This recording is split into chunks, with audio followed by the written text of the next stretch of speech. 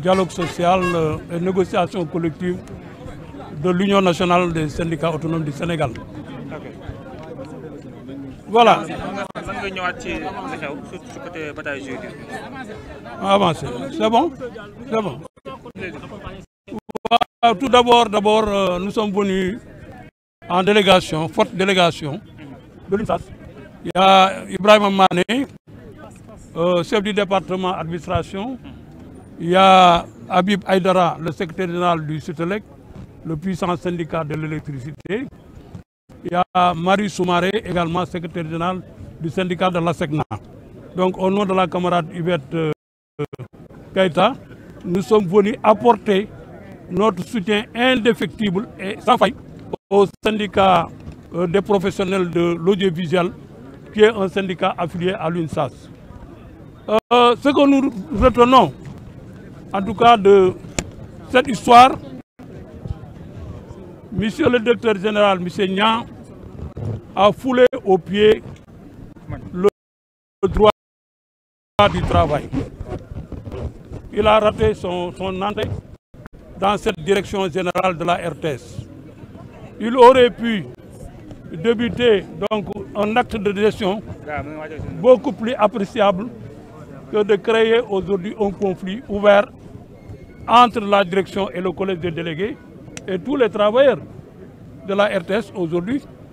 En tout cas, ont vu leurs droits ou leurs avantages aujourd'hui restreints par le fait de simplement, disons, des décisions unilatérales prises sans concertation préalable avec le collège des délégués du personnel.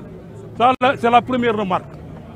Dans le fond, il ne peut pas y avoir de suspension d'un droit acquis, à moins que les parties se retrouvent pour discuter éventuellement sur la possibilité de faire des réaménagements dans le dispositif donc de l'accord collectif d'établissement. Cela n'étant pas, je crois que Pape Alé doit revenir à de meilleurs sentiments, revoir en tout cas sa posture de directeur général, convoquer le collège des délégués et entamer des négociations le plus rapidement possible pour remédier à la situation. Parce que pour nous, il n'a pas question ni de suspendre ni de supprimer un avantage acquis parce que c'est la loi, c'est le droit du travail. Une fois qu'il y a ce qu'on appelle les trois critères réunis, la fixité, la régularité et la constance, c'est un droit acquis. À votre niveau, comment comptez-vous mener le débat, le combat juridique? Dans un premier temps, nous allons, dans les 48 heures, déposer une requête en bonne et due forme devant la direction générale du travail pour ouvrir un contentieux, ce qu'on appelle le règlement du différent collectif de travail.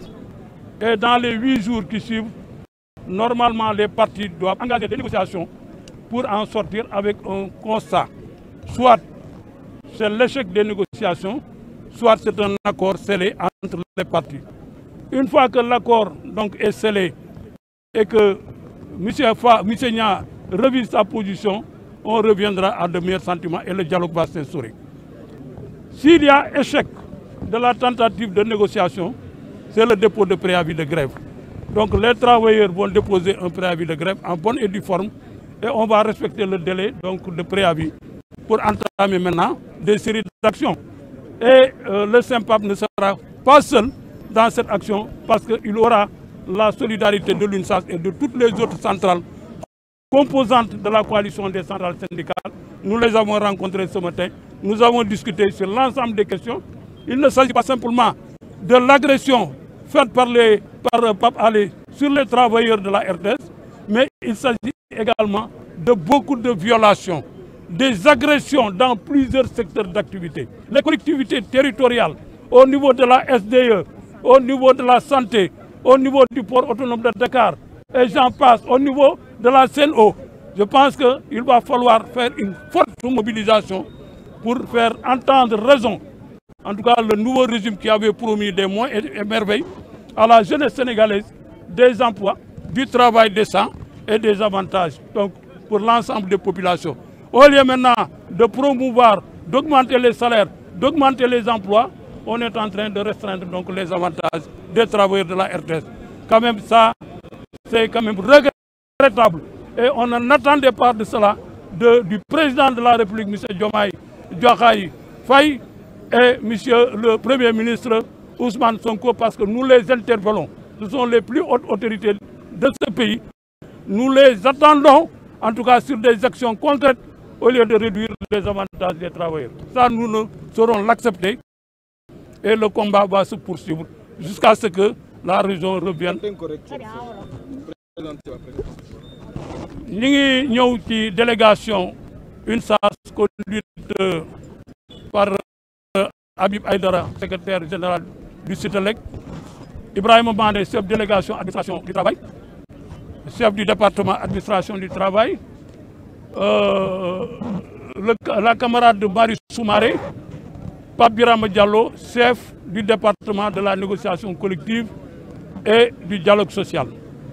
Lolo, sous le camarade secrétaire général intérimaire, Yvette Marie Keïta Diop, nous nous demandons nous andi suñu soutien ou ci suñu camarades yi nga xam ne tey jii gis nañ ni RTS ñu ngi commencé am ay difficultés ba gan gu bees gi nga xam ni moom la ñu teertu barki démb ñëpp amoon yaakaar ci moom ñu xamee ko ràññee woon ko ci milieu de presse mu daan xeex di revendiquer tey jii mu bëgg a faagaagal nasaxal li nga xam ni mooy droit wu liggéeykatu RTS yi loolu moo ñu fi andi pour jàppale leen ci seen xeex boobu. am nañu yaakaar ni Pape Alé bu déggee lii en tout cas c'est un appel buñ koy lancé bu déggee lii dina dellu siwaat seetaat xelam bu baax xam ni mu débuté ndorte bi baaxul ndaxte bu doon ni tey jii entrée de jeu la raté na entrée bi donc ñu ngi koy ñaan mu ànd ak sagoom dellu siwaat toog ak liggéeykat yi collège de délégués yi nga xam ni ñoom yu représentant liggéeykat yi parce que loi moo leen fi teg constitution moo wax ni délégué du personnel dafa war am ci kër parce que ñooy porter la réclamation individuelle et collective des travailleurs loolu am nañu droit tamit en tant que délégué du personnel direction bi di leen recevoir une fois par mois loolu dañuy wax une fois rek au moins waaye saa bu ñu soxlaa woo ko mu wuy leen ñu bokk toog autour de la table de négociation parce que loo gis rek ca mujjantel ga mu dee bu nee xeex sax wula bëre wula guerre fu muy mujjee mooy table de négociation donc dialogue social. bi ngeen di waaj a sumb ci wàllum yoon naka lay demee ak dinañu def ñaari jéego ci wàllu xeex boobu ci maanaam recours yi nga xam ni bëgg nañ ko def bu njëkk bi mooy dinañu saisir la direction du travail ci requête boo xam ni yoon moo leen may droit ñoom en tant que travailleur bu amee yu mel nii parce que moom moo ubbi conflit bi du liggéeykat yi ñoo ubbi conflit bi parce que moom moo violé le droit du travail maanaam moo bëgg a jël seen accord d'établissement remettre ko en cause suspension amul suppression amul yoon nanguwul loolu yoon daf ni da ngeen toog ngeen waxtaan ba trouver solution lu mu jafeñ ak lu mu xat-xat ak lu mu métti mais na liggéeykat yi ak direction bi toog ñu bokk toog waxtaan ñàkkul ni dinañu mën a trouver solution loolu yoon loolu la santaane mu ni tamit ñu nekk acteur de dialogue social bu loolu weesoo d'ici demain dinañu saisir les juridictions compétentes maanaam dinañu introduire benn recours au niveau du tribunal du travail en référé social référé d'urgence heure par heure parce que loolu violation droit du travail surtout loo xam ni amul contestation boo xam ni sérieuse en matière de paiement de salaire parce que salaire tamit dañu wax à un caractère alimentaire donc mënoo tey naan da ngay dagg da ngay teq salaire u nit ki te waxtaanoo ci ak moom bu juboo loolu yoon nangu ko moo tax dañuy saisir le référé social le plus rapidement possible heure par heure pour ñu rétablir les travailleurs dans leurs droits dafa naa ni ñaari voies de recours yooyu moom la ñu entamé le plus rapidement possible bi ci des nag mooy action syndicale wax naa ko tout à l'heure action boobu am na yeneen secteurs yoo xam ni dinañu def benn marche nationale marche bu mag bu jaree sax ñu def une journée nationale d'action parce que secteurs yu ñu agressé bari na yamuñu ci rek RTS laal nañu seen laal nañu collectivité territoriale laal nañu justice laal nañu port autonome Dakar laal nañu santé ñu ngi laal rek dafa mel ni daal sunu gars yi ah.